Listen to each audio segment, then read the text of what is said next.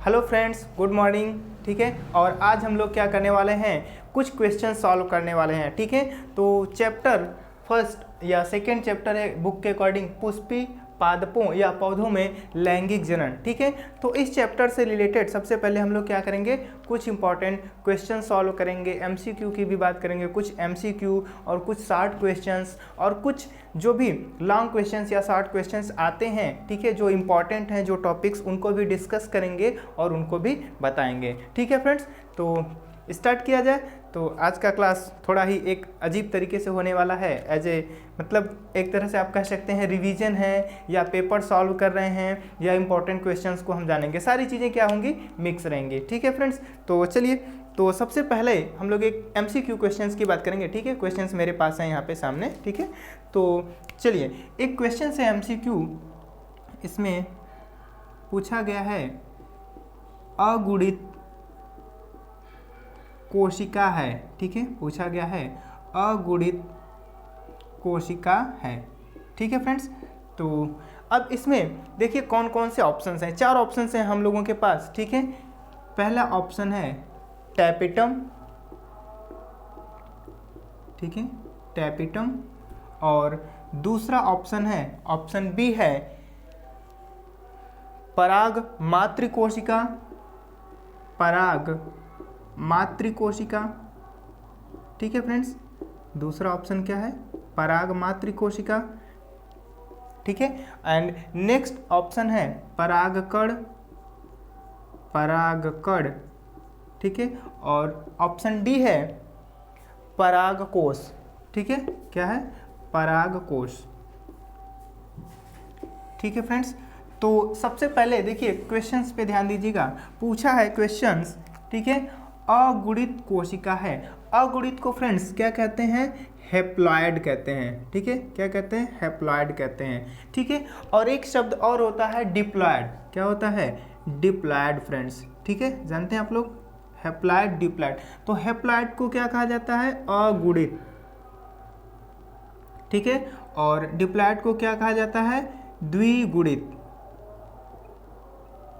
ठीक है, तो अगर हम जो गुणसूत्रों की बात करते हैं तो पौधों में जैसे डिप्लॉइड को हम लोग 2n से प्रदर्शित करते हैं और हैप्लॉइड को किससे प्रदर्शित करते हैं, n से प्रदर्शित करते हैं। ठीक है, सिंपल सी बात है। अगर मान लीजिए जैसे ह्यूमन की अगर हम बात करते हैं, जैसे डिप्लॉइड कोशिका में गुणसूत्र का नंबर कितना है, 46 है, तो हैप्लॉइड में कितना होगा, 23 होगा फ्रेंड्स। ठीक है, तो हैप्लॉइड और डिप्लॉइड समझ में आया। अब यहाँ पे देखिए आप, अगुणित कोशिका है, ऑप्शन क्या है, टैपेटम। ठीक है, और दूसरा ऑप्शन क्या है, पराग मातृकोशिका, तीसरा है परागकण, चौथा है परागकोश। ठीक है, टैपेटम सबसे पहले क्या होता है, आप जानते हैं कि जो परागधानी की संरचना होती है उसमें जो अंदर का आवरण होता है, सबसे भीतरी आवरण, उसे क्या कहते हैं, टैपेटम।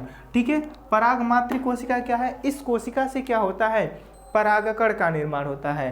किसका निर्माण होता है फ्रेंड्स, परागकण का निर्माण होता है। ठीक है, और ये ऑप्शन है। ठीक है, तीसरा ऑप्शन है परागकण। परागकण को हम लोग क्या कहते हैं, मेल गैमेटोफाइट्स कहते हैं फ्रेंड्स। ठीक है, तो पराग मातृकोशिका से अर्धसूत्री विभाजन द्वारा क्या होता है, परागकणों का निर्माण होता है। ठीक है, और जो परागकण होते हैं फ्रेंड्स, ये अगुणित होते हैं या हैप्लॉइड होते हैं। तो ऑप्शंस आपका सी सही होगा। परागकण क्या है, अगुणित कोशिका है। ठीक है, परागकोश क्या है, परागकोश के अंदर परागकण का निर्माण होता है। ठीक है, तो जिसको लघु बीजाणुधानी या परागकोश कहते हैं, इसमें क्या होता है, परागकण का निर्माण होता है। परागकण means pollen grain. Pollen grain क्या होता है, अगुणित कोशिकाएं होती हैं या हैप्लॉइड कोशिकाएं होती हैं। ठीक है, और जो कि क्या करता है, परागकण से क्या होता है, नर युग्मक का निर्माण होता है जो निषेचन क्रिया में भाग लेता है। ठीक है, परागकण में क्या होता है, नर युग्मक का निर्माण होता है। ठीक है फ्रेंड्स, क्वेश्चन समझ में आया। तो एक नेक्स्ट क्वेश्चन देखिए। ठीक है, नेक्स्ट क्वेश्चन है, लघु बीजाणुधानियों की संख्या होती है। ठीक है, कोई भी एक आवृत्त बीजी परागकोश है। क्या है, परागकोश है। परागकोश में लघु बीजाणुधानी, लघु बीजाणुधानी की संख्या होती है। की संख्या होती है। परागकोश में लघु बीजाणु धानी की संख्या होती है। मतलब पूछा गया है कि जो परागकोश होता है मीन्स पॉलन सैक, ठीक है, परागकोश पॉलन सैक या एंथर, क्या कहते हैं इसको, एंथर। एंथर में जो लघु बीजाणुधानी है जिसको आप इंग्लिश में क्या कहते हैं, माइक्रो स्पोरेंजियम कहते हैं फ्रेंड्स, ठीक है। तो जो माइक्रो स्पोरेंजियम है इसमें लघु बीजाणुधानी की संरचना होती है। ऑप्शंस क्या है देखिए, ऑप्शन ए है 1, ऑप्शन बी है 2, ऑप्शन सी है 3 और ऑप्शन डी है 4, ठीक है फ्रेंड्स। चलिए, तो जिसको जिसको पता है वो क्या कर सकता है, सॉल्व कर सकता है, ठीक है फ्रेंड्स। तो इसमें से कौन सा ऑप्शन सही होगा फ्रेंड्स, चलिए आप लोग जानते हैं, ठीक है, और नहीं जानते तो फिर यहाँ पे जान लीजिए कि परागकोश में लघु बीजाणुधानी की संख्या कितनी होती है, 4 होती है, ठीक है। कितनी होती है फ्रेंड्स, 4 होती है। तो यहाँ पे मैं एक संरचना बना रहा हूँ, ठीक, एक आउटलाइन डायग्राम बना रहा हूँ, ठीक है। इस तरह से आप लोगों ने, ठीक है, परागकोश की आंतरिक संरचना देखी है, ठीक है, हम लोग स्टडी कर चुके हैं। तो यहाँ पे देखिए ये होता है परागकोश का अनुप्रस्थ काट एंथर का। तो यहाँ पे एक, यहाँ पे दूसरा, यहाँ पे ये हो गया तीसरा, यहाँ पे हो गया चौथा। तो ये 4 माइक्रोस्पोरेंजियम होता है एक परागकोश में या एंथर में फ्रेंड्स, ठीक है। और इन्हीं के अंदर क्या होता है, यहाँ पे परागकणों का निर्माण होता है, ठीक है। समझ में आया फ्रेंड्स। तो परागकोश में लघु बीजाणुधानी की संख्या कितनी होती है, 4 होती है, ठीक है, 4 याद रखेंगे, इंपॉर्टेंट है, ठीक है। नेक्स्ट क्वेश्चन देखिए फ्रेंड्स, एक और क्वेश्चन है तो बहुत ही इंटरेस्टिंग क्वेश्चन है। चलिए इसको मिटाते हैं, इसके बाद नेक्स्ट क्वेश्चन देखेंगे।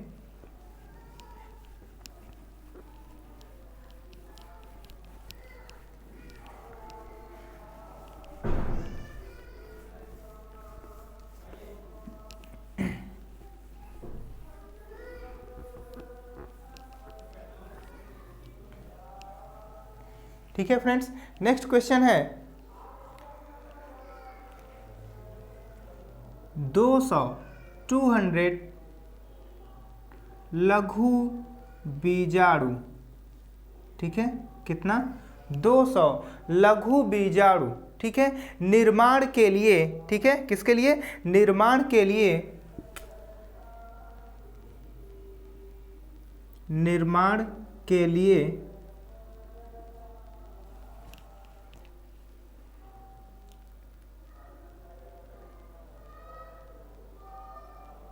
कितने लघु बीजाणु मातृकोशिका में, कितने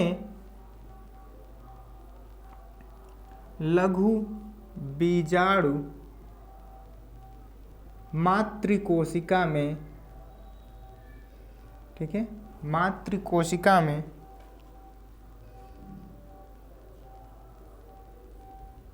कितने लघु बीजाणु मातृकोशिका में अर्धसूत्री विभाजन होगा, अर्धसूत्री विभाजन होगा फ्रेंड्स, ठीक है, अर्धसूत्री विभाजन होगा। जरा ध्यान से देखिएगा फ्रेंड्स, बहुत ही इंपॉर्टेंट क्वेश्चन है। कितना लघु बीजाणु बनाना है, 200, ठीक है, और पूछ रहा है कितने लघु बीजाणु मातृकोशिका में अर्धसूत्री विभाजन होगा जिससे क्या बन जाए, 200 लघु बीजाणु बन जाए, ठीक है। नहीं समझ में आया तो एक बार फिर से समझिए, देखिए पूछ रहा है कि कितनी लघु बीजाणु मातृकोशिका अर्धसूत्री विभाजन द्वारा 200 लघु बीजाणुओं का निर्माण करेंगे, ठीक है। ऑप्शन देखिए फ्रेंड्स यहाँ पे कितना है, ऑप्शन ए है 400, ऑप्शन बी है 50 और ऑप्शन सी है 200, ऑप्शन डी है 100, 100, ठीक है, 100 या 100। तो ये 4 ऑप्शन है फ्रेंड्स, ठीक है, आपके सामने पूछ रहा है लघु बीजाणु मातृ कोशिकाएं कितनी होंगी जो क्या करें 200 लघु बीजाणुओं का निर्माण करें। ठीक है फ्रेंड्स, इस क्वेश्चंस का आंसर जानने के लिए सबसे पहले आपको पता होना चाहिए कि जो लघु बीजाणु है उसका निर्माण कैसे होता है। ठीक है, लघु बीजाणुओं का निर्माण कैसे होता है फ्रेंड्स। ठीक है, तो लघु बीजाणु का निर्माण लघु बीजाणु मातृ कोशिका से होता है, माइक्रोस्पोर। ठीक है, माइक्रोस्पोर मदर सेल से होता है, या पॉलन मदर सेल भी इसको बोलते हैं शॉर्ट में। क्या बोलते हैं? पॉलन मदर सेल या माइक्रोस्पोर मदर सेल बोलते हैं फ्रेंड्स। ठीक है, शॉर्ट में। तो ये हो गया एक माइक्रोस्पोर मदर सेल फ्रेंड्स। ठीक है, अब क्या होता है, इसमें विभाजन होता है अर्धसूत्री विभाजन। क्या होता है? अर्धसूत्री विभाजन होता है। तो पहला जो विभाजन होता है, ठीक है, इससे क्या होता है, 2 कोशिकाएं बन जाती हैं। ठीक है, ये मियोसिस फर्स्ट है। फिर इसके बाद क्या होता है, मियोसिस सेकेंड होता है। तो क्या होता है, एक टेट्राड स्ट्रक्चर बन जाता है, 4 माइक्रोस्पोर का टेट्राड बन जाता है। क्या बनता है? माइक्रोस्पोर टेट्राड, माइक्रोस्पोर टेट्राड बन जाता है फ्रेंड्स। ठीक है, अब यहाँ पे देखिए जो माइक्रोस्पोर टेट्राड है, ठीक है, ये क्या है, माइक्रोस्पोर का मतलब लघु बीजाणु। क्या बना है? लघु बीजाणु बना है फ्रेंड्स। ठीक है, क्या बन गया? लघु बीजाणु। तो यहाँ पे आप देख रहे हैं कि एक लघु बीजाणु मातृ कोशिका से कितने 4 बन रहे हैं। कितने बन रहे हैं? 4 बन रहे हैं। ठीक है, समझ में आया? तो एक से जब क्या होगा, 4 लघु बीजाणुओं का निर्माण होगा। कितने लघु बीजाणुओं का निर्माण हो रहा है फ्रेंड्स? 4। तो आपको बताना है कि कितनी लघु बीजाणु मातृ कोशिका क्या करेंगी, 200 का फॉर्मेशन करेंगी, निर्माण कर देंगी। तो हमें क्या करना पड़ेगा फ्रेंड्स, इस 200 को क्या करना पड़ेगा, क्योंकि 1 से 4 बनता है तो 4 से क्या कर देंगे, डिवाइड कर देंगे। ठीक है, कितना मिल जाएगा आंसर आपको? 50 आंसर मिल जाएगा फ्रेंड्स। ठीक है, समझ में आया? क्योंकि एक लघु बीजाणु मातृ कोशिका 4 का निर्माण करती हैं तो 50 क्या करेंगी, 200 का निर्माण कर देंगी फ्रेंड्स। ठीक है, समझ में आया? ओके, इंटरेस्टिंग क्वेश्चन था, मजा आया लगाने में। चलिए, तो इसी तरह से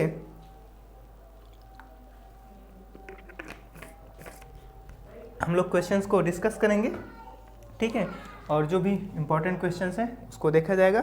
ठीक है, चलिए नेक्स्ट क्वेश्चन देखिए। नेक्स्ट एक इंपॉर्टेंट और इजी भी क्वेश्चंस है, इंपॉर्टेंट क्वेश्चन भी है। ठीक है, पूछ रहा है द्विनिषेचन की क्रिया होती है। क्या पूछ रहा है, क्वेश्चन क्या है? द्विनिषेचन, द्विनिषेचन की क्रिया होती है। डबल फर्टिलाइजेशन आप लोगों ने स्टडी किया है। ठीक है, बहुत ही अच्छे से। ऑप्शन हमारे पास है, पूछ रहा है किसमें होती है। ठीक है, ऑप्शन ए है शैवाल में। ठीक है, ऑप्शन ए क्या है, शैवाल में, जिसको आप लोग एल्गी बोलते हैं फ्रेंड्स। ऑप्शन बी है, ठीक है, ऑप्शन बी है इसका कवक में। किसमें? कवक में। ठीक है, और ऑप्शन सी है फ्रेंड्स आवृत्त बीजी पौधों में। आवृत्त बीजी, आवृत्त बीजी पौधों में। ठीक है, और ऑप्शन सी है फ्रेंड्स, सॉरी ऑप्शन डी है, लास्ट ऑप्शन है। ठीक है, लास्ट ऑप्शन है अनावृत्त बीजी पौधों में। अनावृत्त बीजी पौधों में।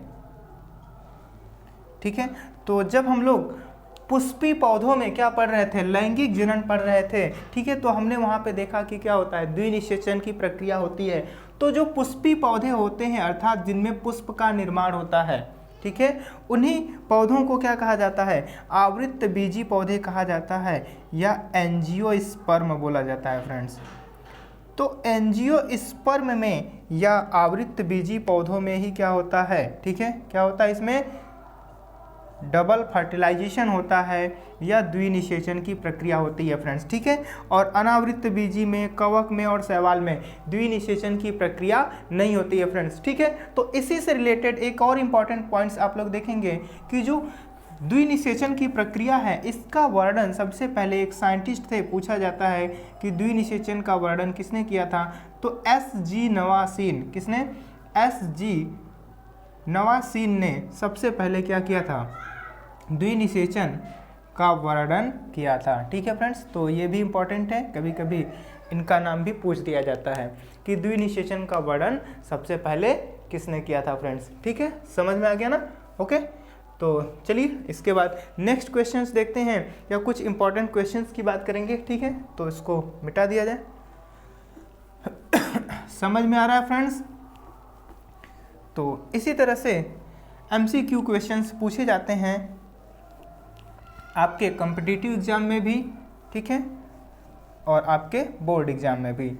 कॉम्पिटिटिव एग्जाम में जो MCQ क्वेश्चंस आते हैं वो थोड़े से घुमा फिरा करके भी हो सकते हैं, इनडायरेक्टली। चलिए नेक्स्ट एक इम्पॉर्टेंट क्वेश्चंस की बात करेंगे कि एग्जाम में क्या पूछा जाता है, ठीक है। देखिए कभी कभी इस चैप्टर की अगर हम बात करते हैं पुष्पी पौधों में लैंगिक जनन की, तो यहाँ से एक बहुत ही इम्पॉर्टेंट क्वेश्चन पूछा जाता है, ठीक है। परिपक्व, ठीक है, परिपक्व परागकोश, ठीक है, क्या पूछेगा, परागकोश की अनुप्रस्थ काट, की अनुप्रस्थ काट का नामांकित चित्र, का नामांकित चित्र बनाइए, ठीक है।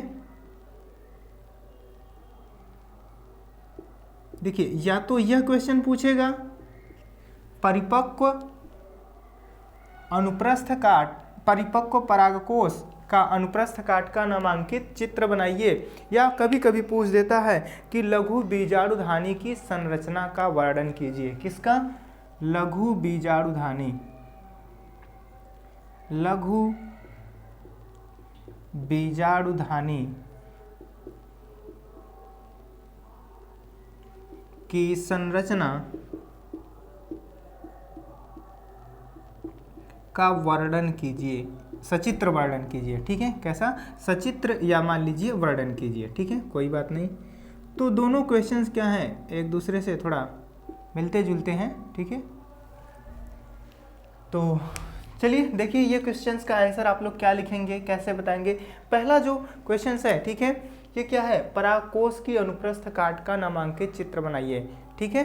तो परागकोश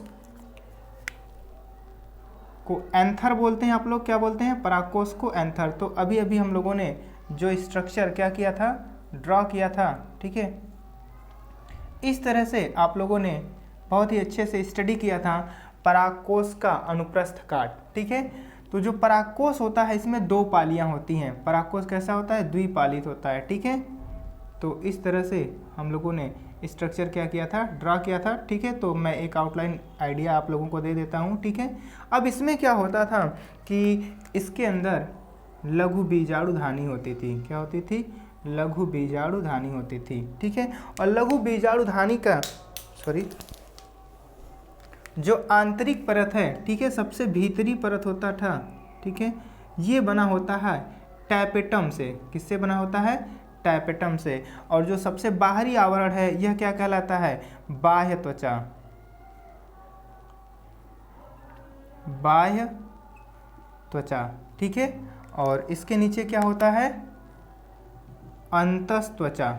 ये नीले रंग की क्या हो गई, अंतस त्वचा होती है, अंतस त्वचा, या अंतस्थीसियम भी कह सकते हैं इसको, ठीक है, अंतस त्वचा या अंतस्थीसियम, ठीक है। और इसके नीचे होता है यहाँ पर मिडल लेयर, इसके नीचे यहाँ पे क्या होता है, मिडल लेयर या मध्य स्तर होता है फ्रेंड्स, ठीक है। तो ये होता है मध्य स्तर, मिडल लेयर। और सबसे अंदर की तरफ क्या होता है, टैपेटम होता है फ्रेंड्स। तो इस तरह से क्या करेंगे, इसका डायग्राम बनाएंगे, अच्छे से सुंदर से नामांकित चित्र बनाएंगे। तो ये बहुत ही इंपॉर्टेंट क्वेश्चन है फ्रेंड्स, एग्जाम में आता है, ठीक है। लघु बीजाणुधानी की संरचना का वर्णन करना है, तो यही क्या है, लघु बीजाणुधानी है, जिसमें आप बताएंगे कि इसके अंदर क्या होता है, परागकण का निर्माण होता है और इसकी जो परत है, हर एक परत क्या करती है, इसके ऊपर है सबसे बाहरी परत क्या है, बाह्य त्वचा, उसके नीचे अंतः त्वचा, उसके नीचे मध्य स्तर मिडिल लेयर, और सबसे नीचे होता है टैपेटम। कभी कभी टैपेटम का कार्य पूछ दिया जाता है, तो टैपेटम क्या करता है, परागकणों को पोषण प्रदान करता है। जो विकासशील परागकण होते हैं ना, इसके अंदर परागकण बन रहे हैं, तो उनको ये पोषण प्रदान करने का कार्य करता है फ्रेंड्स, ठीक है, समझ में आया। चलिए, तो अभी हम लोग नेक्स्ट क्वेश्चन की बात करेंगे। हेलो, हाँ फ्रेंड्स, तो ठीक है, नेक्स्ट क्वेश्चन हम लोग देखेंगे और उसको भी डिस्कस करेंगे, आगे क्या क्वेश्चंस पूछे जाते हैं, ठीक है। तो आप लोग इंपॉर्टेंट क्वेश्चंस को, ठीक है, कहीं पर आप लोग लिस्ट बना सकते हैं, नोट कर सकते हैं कि इस चैप्टर से ये क्वेश्चंस इंपॉर्टेंट है और वो एग्जाम में आ सकते हैं, ठीक है। तो कभी कभी एक क्वेश्चंस इंपॉर्टेंट है, ठीक है, या प्रश्न इंपॉर्टेंट है, क्या पूछता है कि परागकण की संरचना का वर्णन कीजिए, ठीक है, या परागकण की संरचना बनाइए। क्या पूछता है, परागकण की संरचना, परागकण की संरचना, ठीक है। तो आप लोग जानते हैं बायोलॉजी में डायग्राम बेस्ड जितने टॉपिक होते हैं तो वो बहुत इंपॉर्टेंट होते हैं। डायग्राम बेस्ड जितने भी टॉपिक होते हैं तो वो इम्पॉर्टेंट होते हैं। मैक्सिमम चीज़ें, शॉर्ट क्वेश्चन या लॉन्ग क्वेश्चंस वहीं से घुमा करके पूछे जाते हैं, ठीक है। और ज़्यादातर टॉपिक्स आप कह सकते हैं कि डायग्राम बेस्ड ही होते हैं। तो उसमें से जैसे कुछ इंपॉर्टेंट टॉपिक हैं उसको हम लोग डिस्कस करते हुए चल रहे हैं। तो परागकण को क्या बोलते हैं friends, pollen grain, pollen grain, ठीक है। परागकण की संरचना बहुत ही अच्छे से पढ़ाया गया है, बहुत ही आसान सा डायग्राम है, ठीक है। तो जब हम परागकण की संरचना बनाएंगे तो वहाँ पे केवल जो एक विकसित परागकण होता है उसकी संरचना बनाएंगे। ऐसा नहीं कि हमें वहाँ पे परागकण का विकास कैसे होगा उन सब के बारे में हम लिखने लगें, तो ऐसा कुछ नहीं करना है। प्रश्न में जितना पूछा जाता है बस उतना ही आपको क्या करना है। अगर केवल संरचना बनाने के लिए पूछा है, ठीक है, 1 मार्क्स का क्वेश्चन होगा या 2 मार्क्स का क्वेश्चन होगा, तो आप क्या करेंगे, एक बहुत ही अच्छा सा नामांकित चित्र बनाएंगे और कुछ भी नहीं लिखेंगे। लेकिन अगर वर्णन करने के लिए पूछा है तो आप चित्र भी बना सकते हैं और वर्णन करना तो जरूरी है, ठीक है। सचित्र वर्णन है तो चित्र भी बनाइए और उनके बारे में लिखिए भी, वर्णन भी कीजिए। तो आप देख रहे हैं ये संरचना किसकी है, परागकण की संरचना है। सामान्यतः जो परागकण होते हैं वो गोल होते हैं, इनका व्यास लगभग 50 माइक्रोमीटर के आसपास होता है, ठीक है। और अलग अलग पौधों के जो परागकण हैं वो अलग अलग आकार के, आकृति के हो सकते हैं, क्योंकि कुछ पौधे जल में रहते हैं, कुछ पौधे, ठीक है, मरुस्थल में रहते हैं, सबकी अपनी अपनी स्थिति है, तो उसके हिसाब से क्या होता है, उनकी संरचना होती है। तो ये देखिए, ये संरचना है परागकण की। तो जो परागकण होता है इसमें 2 कोशिकाएं होती हैं। कितनी कोशिकाएं होती हैं फ्रेंड्स, 2 कोशिकाएं। एक बड़ी कोशिका होती है, बड़ी कोशिका को कायिक कोशिका कहते हैं। बड़ी कोशिका को क्या कहते हैं, कायिक कोशिका कहते हैं, और इसे इंग्लिश में क्या बोलते हैं, ठीक है, वेजिटेटिव सेल, ठीक है फ्रेंड्स।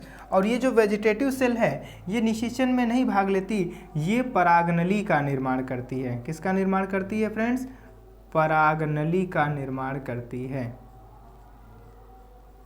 ठीक है। किसका, परागनली, पॉलन ट्यूब का निर्माण करती है,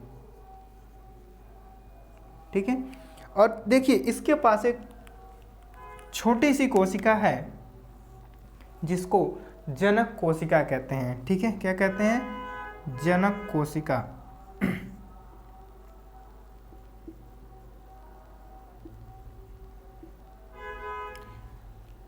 जनरेटिव सेल कह सकते हैं, इसे क्या बोला जाता है, जनरेटिव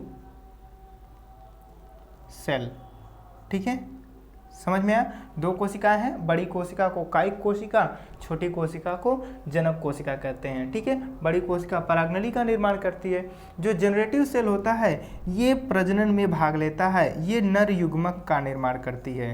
किसका निर्माण करती है? नर युग्मकों का निर्माण करती है। समझ में आया? तो ये कोशिका नर युग्मकों का निर्माण करती है। अब यहाँ पे देखिए, इसके ऊपर एक पतला आवरण होता है। ठीक है, इसके ऊपर कुल 2 आवरण होते हैं। ये यहाँ से लेकर यहाँ तक का जो आवरण है इसे बाह्य चोल कहा जाता है, बाह्य चोल। ठीक है फ्रेंड, समझ में आया? और इसके नीचे यहाँ पे ये जो ब्लैक रंग का आवरण दिख रहा है इसे अंतःचोल कहते हैं। क्या कहते हैं? अंतःचोल कहते हैं। ठीक है, तो ये जो बाह्य चोल है इसे एक्जाइन लेयर कहा जाता है, एक्जाइन, और जो अंदर वाला आवरण है इसे इंटाइन कहा जाता है। ठीक है, समझ में आया? और यहाँ पे आप देख रहे हैं जहाँ पे जिस स्थान पे बाह्य चोल बहुत ही पतला होता है इस स्थान को जनन छिद्र कहते हैं फ्रेंड्स। क्या कहते हैं? जनन छिद्र।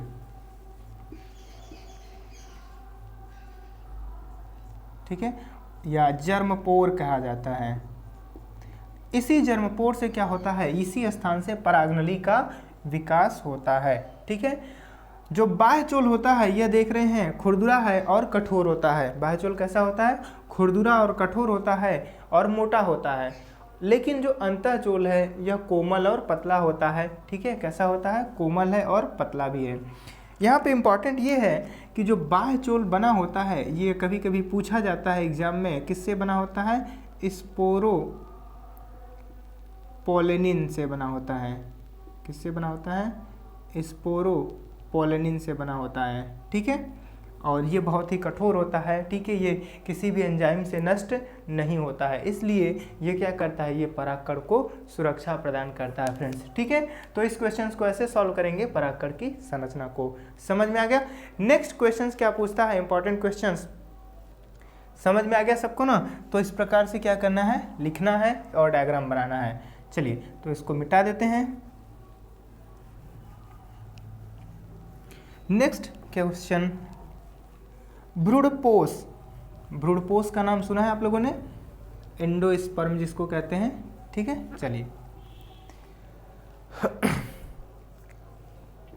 नेक्स्ट क्वेश्चंस, इंपॉर्टेंट क्वेश्चंस हैं। भ्रूणपोष। ठीक है, समझ में आया ना? भ्रूणपोष क्या होता है? इसका वर्णन कीजिए, इसके प्रकार बताइए, या एंडोस्पर्म क्या बोलते हैं भ्रूणपोष को? एंडोस्पर्म कहते हैं फ्रेंड्स। ठीक है, समझ में आ गया? एंडोस्पर्म या भ्रूणपोष। चलिए, भ्रूणपोष क्या होता है? देखिए, इसका निर्माण जो प्राइमरी एंडोस्पर्म न्यूक्लियस होता है, प्राथमिक भ्रूणपोष कोशिका, तो भ्रूणपोष का निर्माण किससे होता है? प्राइमरी एंडोस्पर्म न्यूक्लियस से या सेल से होता है। ठीक है, और यह क्या करता है? यह विकासशील, किसको? भ्रूणपोष क्या करता है? विकासशील भ्रूण को पोषण प्रदान करता है, पोषण प्रदान करता है। ठीक है फ्रेंड्स, किसको पोषण प्रदान करता है भ्रूणपोष? विकासशील भ्रूण को पोषण प्रदान करता है। ठीक है, और अगर उस समय यह बच जाता है तो बीज में संचित रहता है और ऐसे बीजों को एंडोस्पर्मिक सीड या भ्रूणपोषी बीज कहते हैं। ठीक है, जैसे कैस्टर है, ठीक है, या नारियल है। ठीक है, तो ये कैसे बीज हैं? भ्रूणपोषी बीज हैं। और भ्रूणपोष की अगर हम बात कर रहे हैं तो यह क्या होता है? 3 प्रकार का होता है। क्या होता है? 3 प्रकार का होता है फ्रेंड्स। ठीक है, तो आप लोग क्या करेंगे? तीनों प्रकार को आप लोग क्या करेंगे? बताएंगे कि भ्रूणपोष 3 प्रकार का होता है। केंद्रकीय, कैसा होता है? केंद्रकीय, और कोशिकीय। ठीक है, और तीसरा क्या होता है? हेलोबियल। तीसरा होता है हेलोबियल। ठीक है। ये 3 प्रकार का क्या होता है, भ्रूणपोष होता है। तो हर एक का विकास होने की, विकसित होने की अलग अलग, ठीक है, प्रक्रियाएं हैं। तो जो केंद्रकीय भ्रूणपोष होता है इसका एग्जाम्पल क्या होगा फ्रेंड्स, नारियल, ठीक है। नारियल में जो भ्रूणपोष बनता है केंद्रकीय होता है। कोशिकीय की बात करते हैं तो एक फैमिली होता है गैमोपिटेली, गैमोपिटेली। इस फैमिली के जितने भी पौधे हैं सब में क्या होता है, कोशिकीय भ्रूणपोष बनता है। हेलोबियल में की अगर हम बात करते हैं तो एक पौधा होता है एरीमुरस, एरीमुरस, ठीक है। ये इसके एग्जाम्पल्स हैं, ठीक है। तो एंडोस्पर्म या भ्रूणपोष में क्या करेंगे, इस तरह से आप इनके बारे में लिखेंगे। तो हर एक का विकास कैसे होता है और सबका आप क्या करेंगे, डायग्राम बनाते हुए क्या करेंगे, वर्णन करेंगे फ्रेंड्स, ठीक है। समझ में आ गया। तो इस तरह से भ्रूणपोष के बारे में लिखना है। नेक्स्ट किसी इंपॉर्टेंट क्वेश्चंस की बात करते हैं। देखिए, कभी कभी पूछा जाता है कि जो लघु बीजाणु होते हैं उनका जनन कैसे होता है, लघु बीजाणु जनन की प्रक्रिया का वर्णन कीजिए, ठीक है। इंपॉर्टेंट है फ्रेंड्स, क्या, लघु बीजाणु जनन। चलिए इन सबको मिटा देते हैं थोड़ा सा।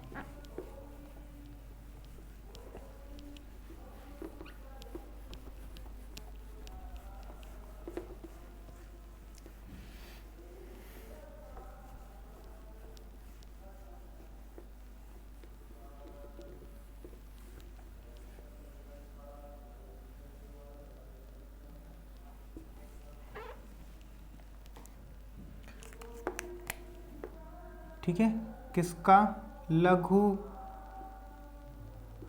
बीजाणु जनन, ठीक है, की प्रक्रिया का वर्णन कीजिए, ठीक है। क्या पूछा जाएगा, लघु बीजाणु जनन फ्रेंड्स, ठीक है।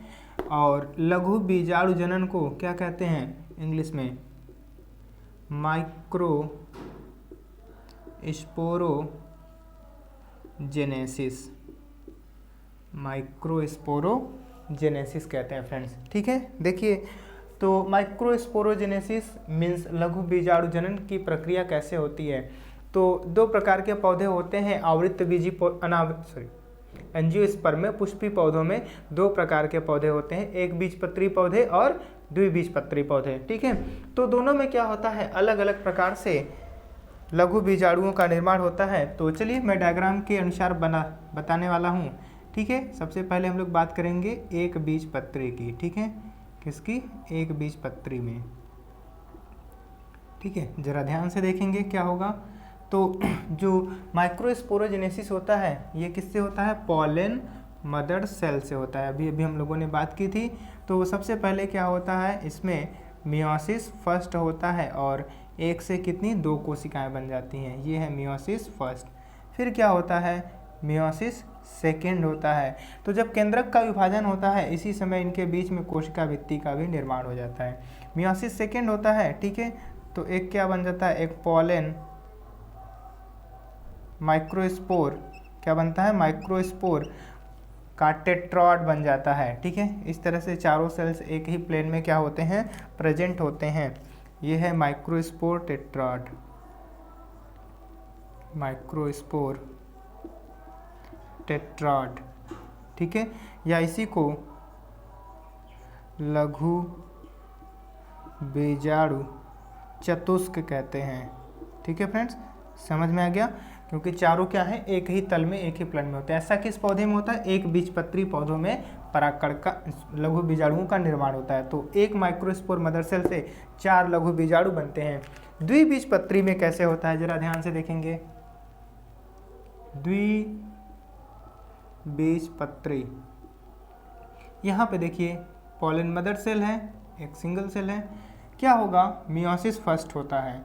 तो जब मियोसिस फर्स्ट होता है तो यहाँ पे एक्चुअली जो केंद्रक का डिवीजन है, ठीक है, क्या है, जो केंद्रक का डिवीजन है वो तो हो जाता है, 2 केंद्रक बन जाते हैं, लेकिन इनके बीच में कोशिका भित्ति नहीं बनती है। फिर ये मियोसिस फर्स्ट था, फिर क्या होगा, मियोसिस सेकेंड होता है।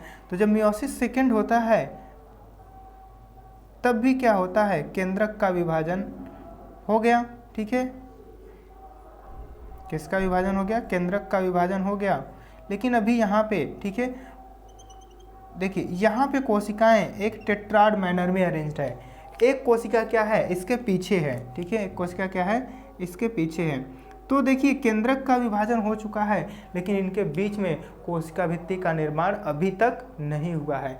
अब क्या होता है, एक साथ चारों केंद्रकों के बाद बनने के बाद क्या होता है, कोशिका भित्ति का निर्माण हो जाता है, ठीक है। तो इस तरह से द्विबीजपत्री पौधों में क्या होता है, लघु बीजाणु का क्या होता है, निर्माण होता है, ठीक है। और इस प्रोसेस को क्या बोलते हैं, द्विबीजपत्री में ये युगपत है। कैसा होता है, युगपत, या एक साथ या साइमल्टेनियस बोलते हैं इसको, ठीक है। और यहाँ पे क्या होता है, सक्सेसिव टाइप या क्रमानुसार होता है।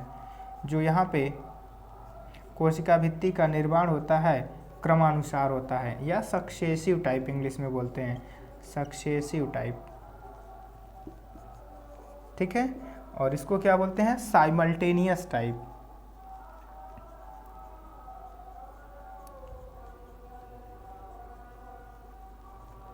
ठीक है, समझ में आया फ्रेंड। तो इस तरह से क्या होता है, लघु बीजाणु जनन की प्रक्रिया होती है, ठीक है।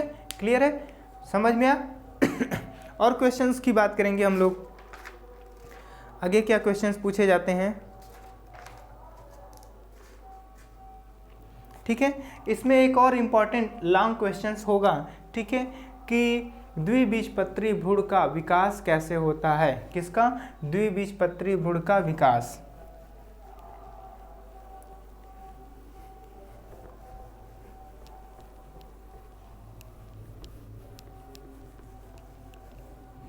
द्विबीजपत्री भ्रूण का विकास कैसे होता है।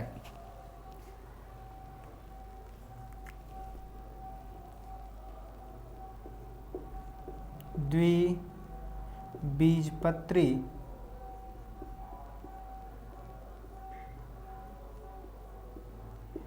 भ्रूण का विकास,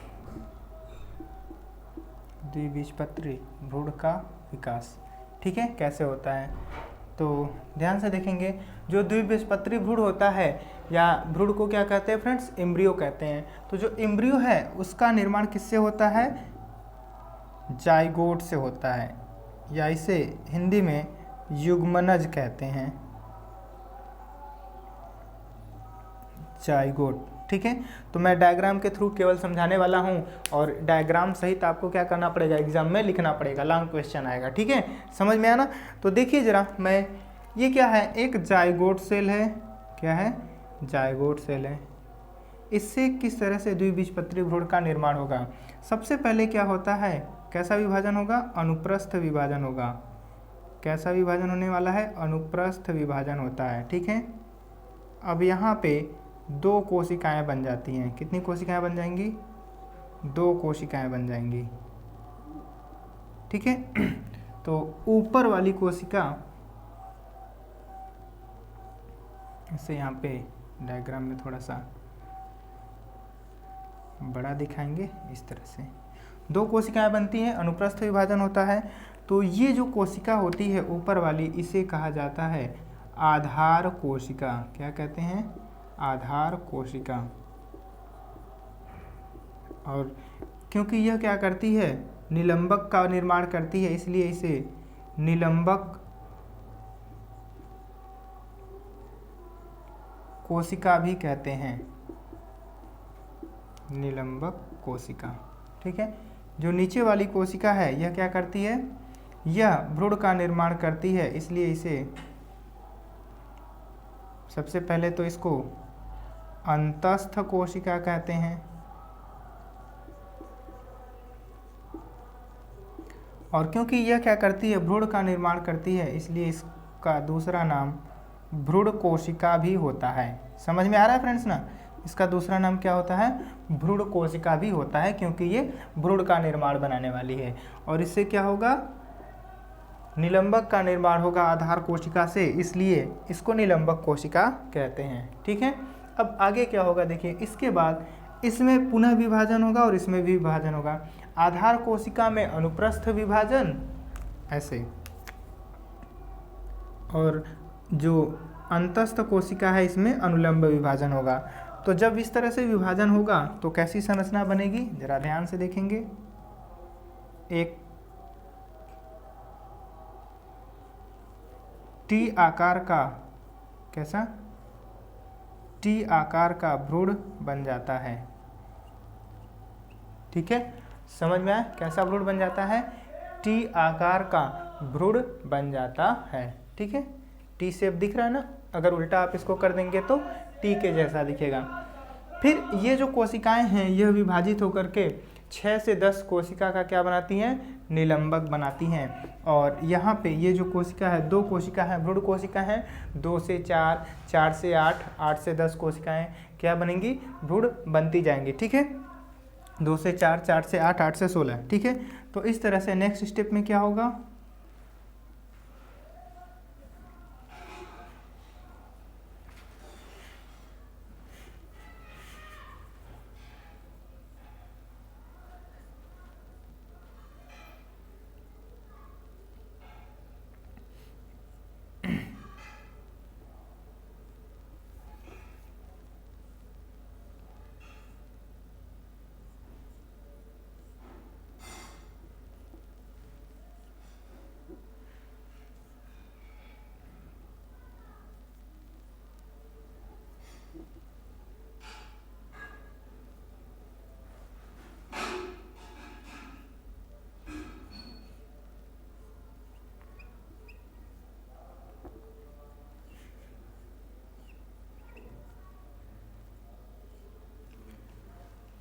ऊपर की तरफ इस तरह से यहाँ पे 4 कोशिकाएं और यहाँ पर भी क्या होती हैं, ये 4 कोशिकाएं बनती हैं। ठीक है,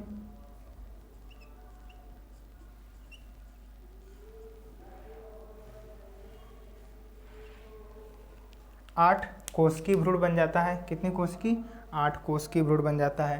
ठीक है, इसमें देखिए ये जो कोशिका होती है ये क्या कहलाती है, इसे चूसांग कहते हैं। सबसे नीचे वाली इसमें की जो कोशिका होती है निलंबक की, इसे अधःस्फीतिका,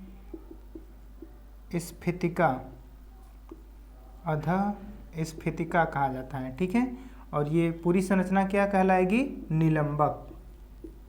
समझ में आया, सस्पेंसर, निलंबक या सस्पेंसर कहते हैं इसको फ्रेंड्स। ठीक है ना, अब यहाँ पे देखिए ये है भ्रूण, इसमें देखिए 4 ऊपर कोशिकाएं हैं और 4 नीचे कोशिकाएं हैं। तो जो 4 ऊपर की कोशिकाएं होती हैं इन्हें क्या कहा जाता है, अध्याधार कोशिकाएं।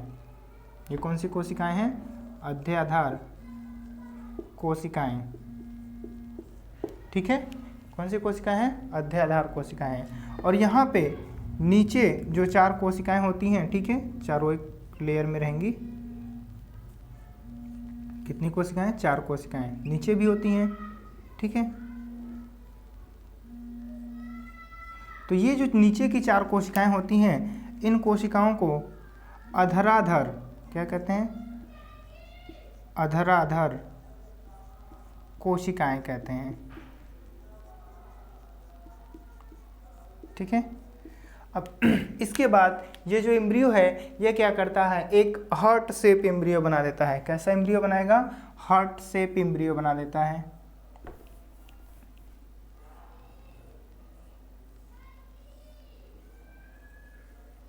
ठीक है, लाइक दिस, इस तरह से।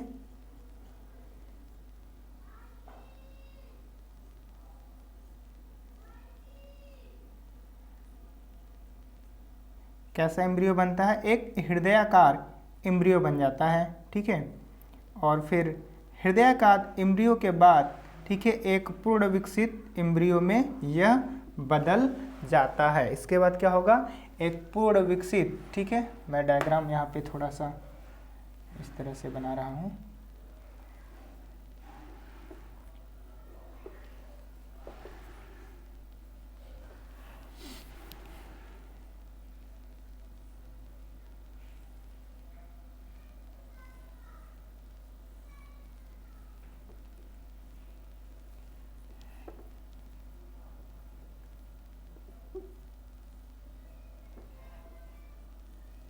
तो इस तरह से यहाँ पे एक पूर्ण विकसित एम्ब्रियो बन जाता है। ठीक है,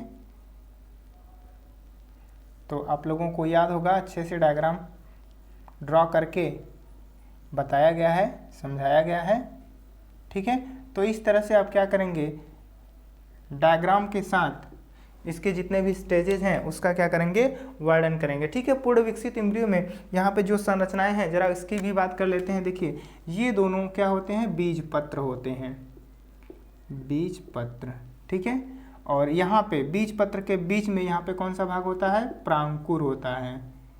ठीक है, और बीज पत्र के नीचे जो भाग होता है यह भाग कहलाता है अधो बीज पत्र, अधो बीज पत्र कहलाता है। ठीक है फ्रेंड्स, और यहाँ पे जो ये जो अधस्फीतिका है इसके नीचे वाला जो भाग होता है इसे कहते हैं मूलांकुर। यहाँ पे क्या कहते हैं, इसे मूलांकुर कहते हैं, मूलांकुर। ठीक है फ्रेंड्स, फ्यूचर में जब क्या होता है, यह बीज या भ्रूण जर्मिनेट करता है तो मूलांकुर से किसका निर्माण होता है, रूट या जड़ का निर्माण होता है।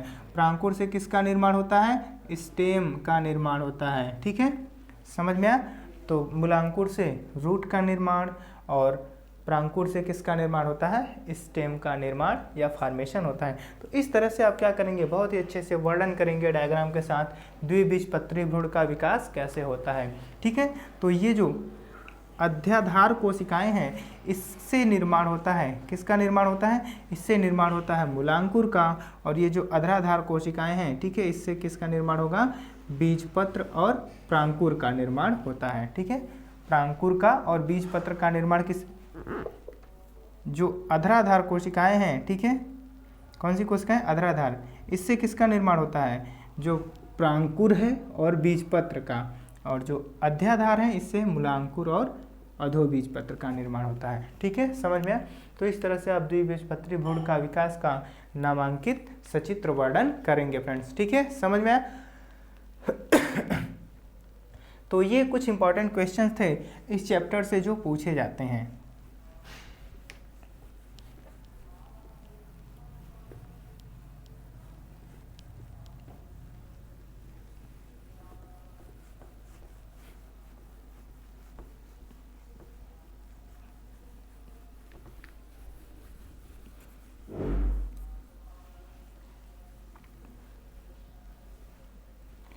ठीक है फ्रेंड, समझ में आया।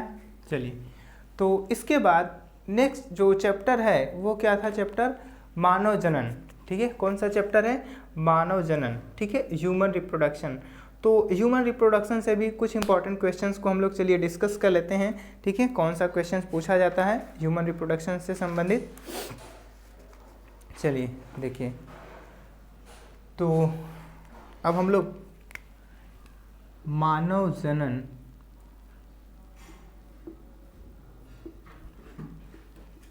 ठीक है, human reproduction, human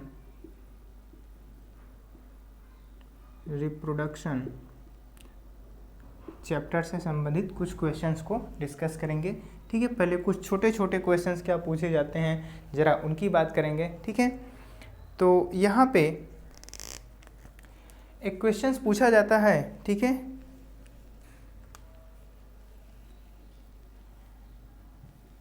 LH hormones, ठीक है, का कार्य, यह कौन सा कार्य करता है, कहाँ से स्रावित होता है। ठीक है, LH हार्मोन्स का क्या कार्य होता है, यह कहाँ से स्रावित होता है। ठीक है, या LH का फुल फॉर्म क्या होता है। ठीक है, ये क्वेश्चंस पूछा जाता है फ्रेंड्स। ठीक है, तो देखिए LH का फुल फॉर्म क्या होता है, ल्यूटिनाइजिंग, ठीक है, ल्यूटिनाइजिंग हार्मोन, ल्यूटिनाइजिंग हार्मोन। ठीक है फ्रेंड्स, ये जो LH हार्मोन्स है ये कहाँ से स्रावित होता है, ये स्रावित होता है पीयूष ग्रंथि से, पिट्यूटरी ग्लैंड जिसको बोलते हैं, या जिसको मास्टर ग्रंथि भी कहते हैं। ठीक है, कहाँ से स्रावित होता है, LH हार्मोन्स का स्रावण, LH हार्मोन का स्रावण पीयूष ग्रंथि से होता है। किस ग्रंथि से होता है, पीयूष ग्रंथि से होता है, पीयूष ग्रंथि से, ठीक है। और इसका कार्य क्या होता है? पीयूष ग्रंथि को ही फ्रेंड्स क्या कहते हैं? मास्टर ग्लैंड बोला जाता है, मास्टर ग्लैंड बोला जाता है, ठीक है, याद रखेंगे। तो ये जो एलएच हार्मोन्स है, यह जब ओव्यूलेशन का प्रोसेस होता है, 14वें दिन मासिक चक्र जब चलता है, तो 14वें दिन 14th डेज को क्या करता है? ये अंडाशय से अंडोत्सर्ग की प्रक्रिया को प्रेरित करता है। अर्थात यह क्या करता है कि यह प्रेरित कर देता है कि जो अंडाशय है उसके अंदर जो अंडाणुओं का निर्माण हो रहा है, परिपक्वन हो रहा है, वो अंडाणु परिपक्व होकर के अंडाशय से बाहर मुक्त हो जाते हैं, ठीक है। और जिसे क्या कहा जाता है? अंडोत्सर्ग, ठीक है, अंडोत्सर्ग की क्रिया को प्रेरित करता है, क्रिया को क्या करता है? प्रेरित करता है। समझ में आया फ्रेंड्स सबको? ठीक है, चलिए, जो अंडोत्सर्ग होता है इसे इंग्लिश में ओव्यूलेशन बोला जाता है। क्या बोलते हैं? ओव्यूलेशन बोला जाता है। और ये मासिक चक्र के किस दिन पे होता है? मासिक चक्र के या मासिक धर्म के या मेंस्ट्रुअल साइकिल के 14वें दिन पे ये प्रक्रिया होती है। किस दिन? 14वें दिन क्या होता है? पीयूष ग्रंथि से एलएच हार्मोन्स का स्रावण होता है, जो अंडोत्सर्ग की प्रक्रिया को क्या करता है? प्रेरित करता है फ्रेंड्स, ठीक है। समझ में आ गया? बहुत ही इंपॉर्टेंट है, आसान भी है। चलिए एक और क्वेश्चन देखते हैं हार्मोन से ही संबंधित, ठीक है। क्वेश्चंस क्या है? टेस्टोस्टेरॉन, टेस्टोस्टेरॉन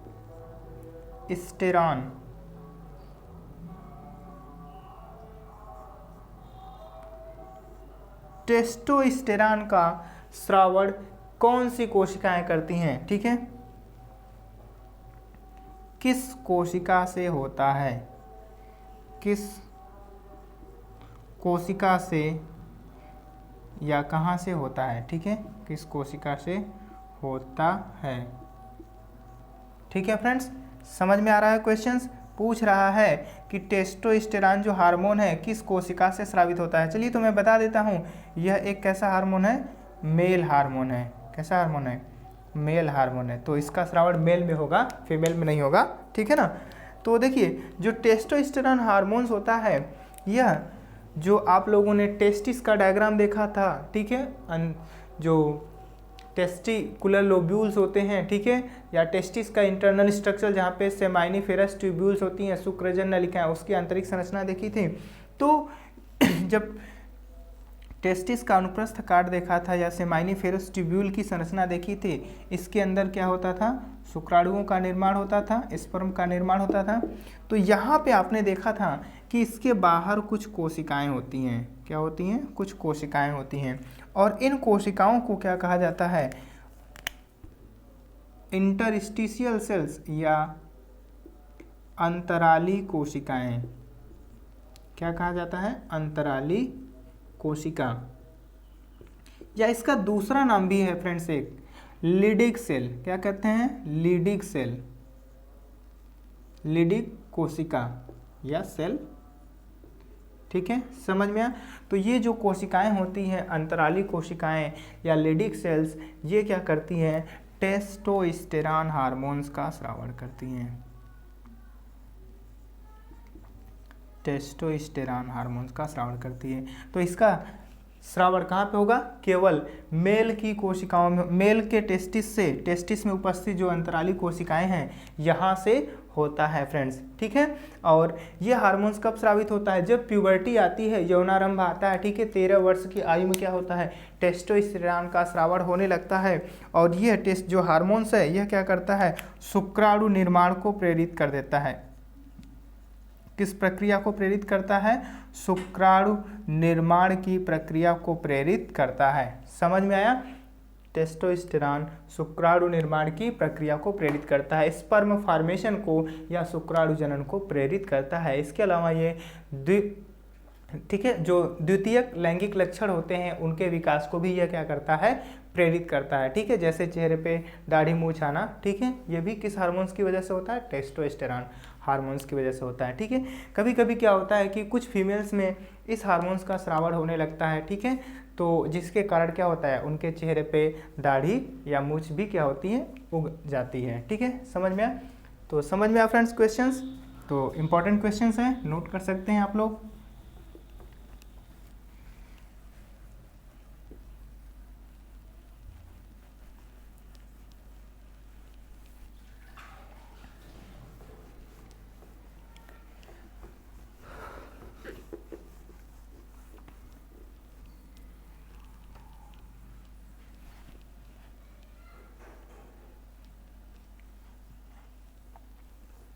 ठीक है फ्रेंड्स, तो यहाँ पे कुछ लॉन्ग क्वेश्चंस की बात करेंगे कि इस चैप्टर से कौन कौन से लॉन्ग क्वेश्चंस पूछे जाते हैं। तो मैं जो भी इम्पोर्टेंट क्वेश्चंस है उसको बता देता हूँ, आप लोग नोट कर सकते हैं क्या क्वेश्चंस पूछा जाएगा।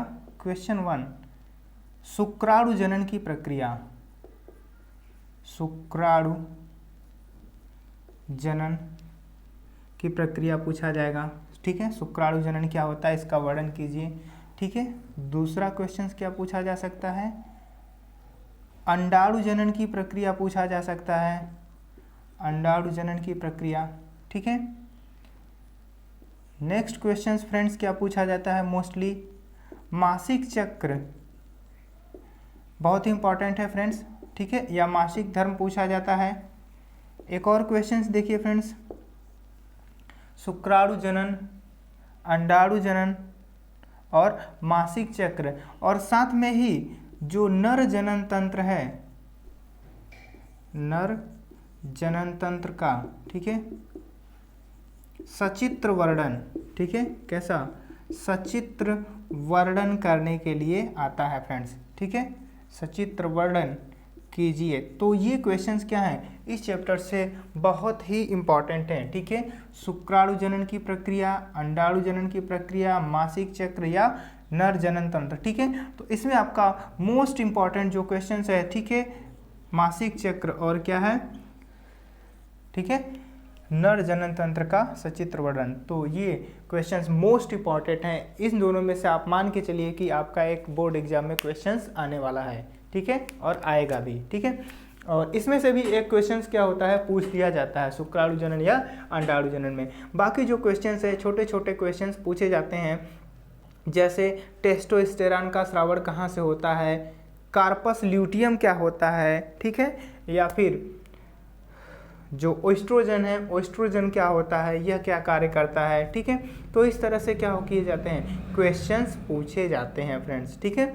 या फिर निषेचन प्रक्रिया से संबंधित या केवल अंडाणु की संरचना या, ठीक है, शुक्राणु की संरचना कभी कभी पूछ दी जाती है, ठीक है। तो कार्पस ल्यूटियम इस चैप्टर में, ठीक है, एक इम्पॉर्टेंट क्वेश्चन होता है कार्पस ल्यूटियम, कार्पस ल्यूटियम, ठीक है। तो कार्पस ल्यूटियम कभी कभी पूछा जाता है क्या होता है, ठीक है। तो आप लोग जानते हैं जो अंडोत्सर्ग की प्रक्रिया होती है, अंडोत्सर्ग की प्रक्रिया के बाद जो फॉलिकुलर सेल्स होती हैं, ठीक है, उनसे क्या होता है कार्पस ल्यूटियम का निर्माण होता है। किससे निर्माण होता है, फॉलिकुलर सेल्स, पुटकी कोशिकाओं से क्या होता है कार्पस ल्यूटियम का निर्माण होता है, ठीक है। कौन सी कोशिका, पुटिका कोशिका, पुटिका कोशिकाएं क्या करती हैं कार्पस ल्यूटियम बनाती हैं, कार्पस ल्यूटियम। और ये कार्पस ल्यूटियम क्या करता है, एक इम्पॉर्टेंट हार्मोन प्रोजेस्टेरॉन का स्रावण करता है, प्रोजेस्टेरॉन का स्रावण करता है, ठीक है। समझ में आया फ्रेंड्स। और ये प्रोजेस्टेरॉन हार्मोन्स एक फीमेल हार्मोन्स है, यह क्या करता है एंडोमेट्रियम की लाइनिंग को, यूट्रस में, गर्भाशय में जो एंडोमेट्रियम की लाइनिंग होती है उसको बनाए रखता है कि वहाँ पर जो भ्रूण है वह आकर के क्या होगा प्रत्यारोपित होगा, ठीक है। तो प्रोजेस्टेरॉन क्या करता है एंडोमेट्रियम की लाइनिंग को मेंटेन करके रखता है, यूट्रस को प्रेगनेंसी के लिए प्रिपेयर करता है, ठीक है।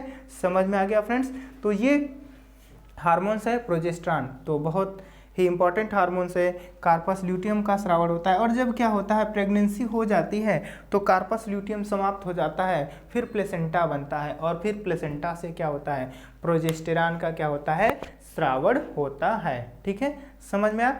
और अगर प्रेगनेंसी नहीं होती है तो क्या होता है कि जो कार्पस ल्यूटियम है यह नष्ट हो जाता है और प्रोजेस्टेरॉन का स्रावन क्या होता है, रुक जाता है या कम हो जाता है इसका स्तर, जिससे ठीक है अगला मेंस्ट्रुअल साइकिल क्या होता है, स्टार्ट हो जाता है, ब्लीडिंग फेज स्टार्ट हो जाता है फ्रेंड्स। ठीक है, तो ये इंपॉर्टेंट क्वेश्चंस हैं इस चैप्टर से जो क्या किए जाते हैं इस एग्जाम में। ठीक है, बोर्ड एग्जाम में आपके क्या किए जा सकते हैं, पूछे जा सकते हैं। शुक्राणु जनन, अंडाणु जनन, मासिक चक्र और नर जनन तंत्र का सचित्र वर्णन। ठीक है, समझ में आ गया फ्रेंड्स।